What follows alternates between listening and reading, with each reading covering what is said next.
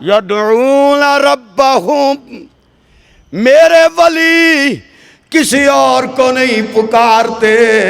وہ صرف مجھے پکارتے ہیں، میرے دربار کے سوالی بنتے ہیں، میرے دربار کے مانگت بنتے ہیں، میرے دربار میں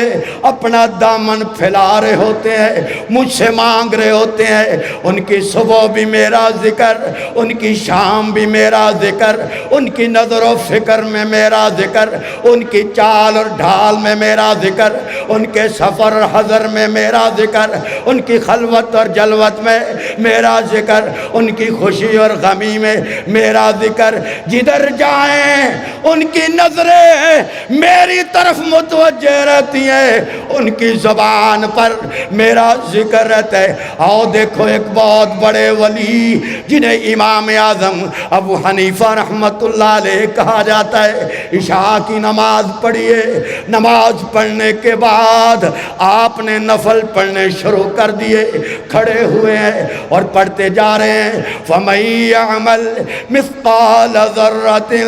خَيْرًا يَرَهُ، یہ آیت پڑھتے جا رہے ہیں، ادھر صبح کی اذان کا وقت آ گیا ہے اور آپ آیت پڑھ رہے ہیں اور پھر دعا کرنے لگے، اللہ نعمان پر اپنا کرم کر دینا، میرے پاس اتنے عمل نہیں جو میں تیرے پاس لے کر آؤں۔ پنجابی شاعر کہتا ہے، او چنگیاں دا تے ہر کوئی ہوندا، اساں مندیاں دا تو والی ایک آس،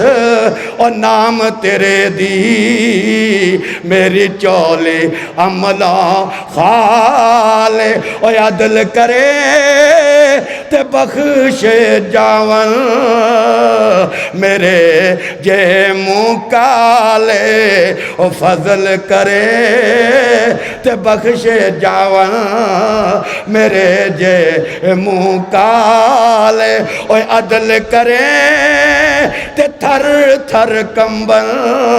او اچیاں شانہ والے، او فضل کرے تے او بخش جاون میرے جے منہ کالے۔